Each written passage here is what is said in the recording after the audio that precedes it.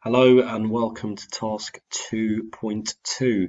So this is now the time when we are event planning and we're looking to ensure that we've got documented all the information that we need for the tournament that you will be running as part of your course.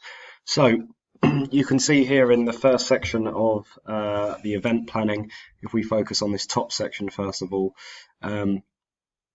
pretty self-explanatory really. You just sort of fill in the details in terms of the type of event, so what type of competition you're running, what's the event objective, so is it for participation for all, is it to find out a clear winner, and then things like putting in the date obviously as to when you're doing your competition, the time of the competition, so how long is it going to take place and what time is it starting and finishing, and then in your group of sports leaders, depending on if you have 3, 4, 5 members, what are their key roles? So you need to be writing what their key role is, what the main responsibility is that they're going to be looking at. So are they the scorekeeper? Are they also the referee and umpire?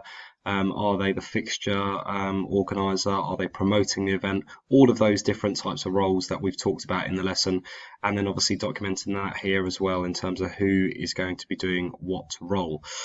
Once you've done that, you need to make sure that you've completed also an equipment list. Hopefully that should be self-explanatory once again from the planning that you've already did. And then also looking at the scoring and recording, so reporting of the results. So who's going to be recording which results and where are you going to be placing that? So that's the top section of the document. So moving on, then come to the sort of the meat of the actual document itself in terms of looking at the purpose of the activity.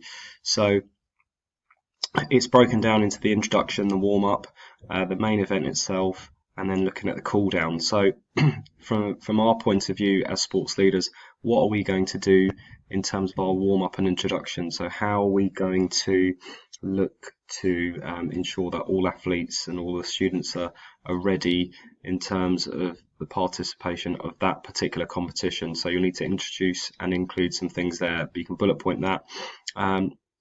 Adaptation, I wouldn't worry too much about the introduction and the warm-up section, but this will be more sort of relevant in terms of the main event. So in terms of the main event, how are you going to ensure that you manage this effectively in terms of timings, logistics, health and safety, all of the different things that you thought about in your particular event and tournament.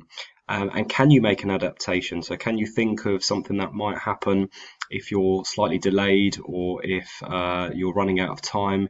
You seem to be, going through the motions in terms of fixture after fixture, and there's only 5-10 minutes left of your tournament. What could you do to change that? So you'll need to include an adaptation.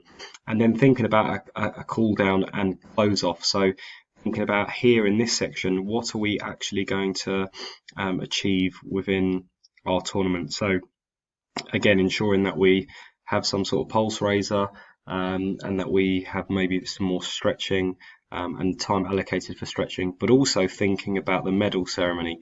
When are the prizes going to be given out? Who's going to be doing the talking? All of those different things. How are you going to get the group together? And then any other specific sort of safety considerations. So have you thought about the equipment that you're using, the facilities, any members of staff that are going to be helping with that activity?